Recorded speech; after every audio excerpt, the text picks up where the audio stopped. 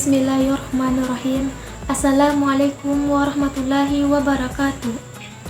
Alhamdulillahillazi arsala rasulahu wa bil huda wa dinil haq liyuzhirahu ala dini kullihi wa kafa billahi syahida. Asyhadu an la ilaha illallah wa asyhadu anna Muhammadan abduhu wa rasuluhu la nabiyya ba'da amma ba'du. Puji syukur atas kehadiran Allah Subhanahu wa taala yang mana telah memberikan dan yang mana telah melimpahkan rahmat dan karunia-Nya kepada kita semua. Teman-teman, akhir-akhir ini saya mendapatkan sebuah pembahasan yang menarik, yang walaupun kita muslim dari lahir, tapi hal ini mungkin belum pernah kita pikirkan dengan serius sebelumnya. Pada kesempatan ini, izinkan saya menyampaikan ceramah singkat mengenai kenapa kita harus memiliki yang namanya keimanan, dan kenapa hingga detik ini kita memilih Islam sebagai agama kita. Saya pribadi baru-baru ini benar-benar berpikir mengapa harus memiliki keimanan selama kita hidup di dunia ini.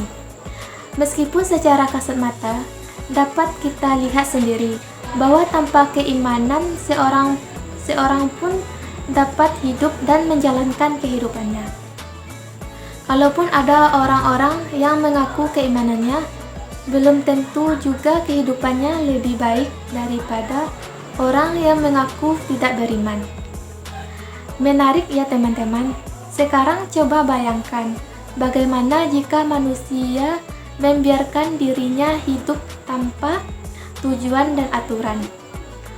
Manusia tersebut akan hidup luntang-lantung, tanpa arah, dan bebas melakukan apa yang dianggap bisa menyenangkan dirinya. Teman-teman tahu kota Philadelphia, sebuah kota yang dijuluki kota zombie.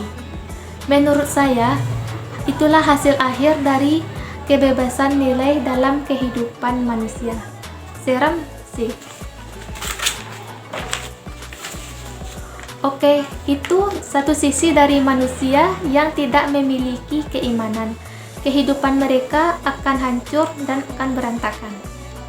Sekarang, coba kita lihat di sisi lain. Anggaplah mereka pribadi-pribadi yang positif. Mereka bisa menetapkan tujuan hidup mereka sendiri. Bisa mengendalikan dan melakukan agar diri mereka sendiri. Orang-orang seperti ini mungkin akan baik-baik saja ketika tujuannya tercapai, rencana-rencana istimewanya terwujud, dan aturan yang mereka buat benar-benar baik dan bisa dijalankan.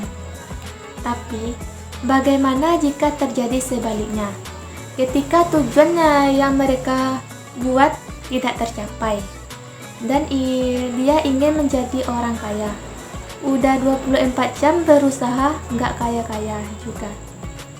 Dia ingin terkenal, udah melakukan segala cara, bukannya terkenal secara positif, namun terkenal secara negatif. Misalkan, bagaimana aturan-aturan yang mereka buat tersebut tidak tercapai atau berdampak buruk. Waduh, mungkin mereka bisa depresi, frustasi, bahkan sampai-sampai diri mereka bisa bunuh diri. Ya, mereka tidak percaya ada sesuatu yang lebih kuat dari diri mereka sendiri, yang mengatur dan mengendalikan diri mereka, bahkan yang mengatur diri mereka di dunia ini. Dan itulah kenapa kita lihat di negara-negara di mana penduduknya mayoritasnya ateis, angka bunuh dirinya sangat tinggi karena mereka tidak mempunyai tempat untuk menyandarkan asah mereka. Lanjut ke pertanyaan berikutnya, kenapa harus Islam? Teman-teman sendiri pernah nggak mengkonfirmasi bahwa keimanan yang dipegang saat ini adalah keimanan yang benar? Bukan paling benar ya, tapi satu-satunya yang benar.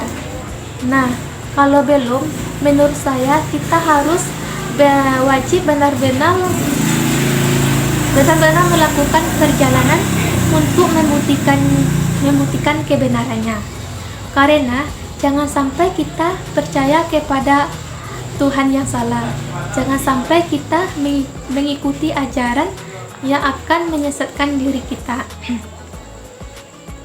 Saya pribadi pun belum lama sih melakukan pembuktian ini sendiri. Setelah saya berpikir tentang alam semesta ini, kesempurnaan yang ada di sekitar kita, kesempurnaan alam yang ada di sekitar kita membuat kita mengetahui bagaimana seisinya yang ada di dalamnya. Membuat saya berpikir bahwa semua ini tidak mungkin terjadi karena kebetulan, mungkin pasti ada yang menciptakannya. Maka dari memikirkan tentang penciptaan ini pula, akhirnya saya membandingkan referensi-referensi yang menjelaskan tentang penciptaan dan Tuhan atau pencipta, yaitu tentu saja referensi yang tepat ketika kita hendak mencari Tuhan dan kitab suci, teman-teman. Singkat cerita, dari membandingkan ide-ide dari kitab suci berbagai agama, itulah akhirnya saya memutuskan untuk memilih agama Islam sebagai agama saya.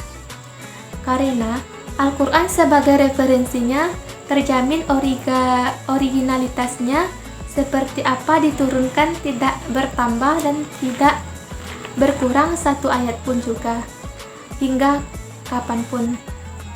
Dan Al-Quran itu sendiri seiring kemajuan sains dan teknologi, semakin banyak ayat-ayatnya yang telah dibuktikan kebenarannya.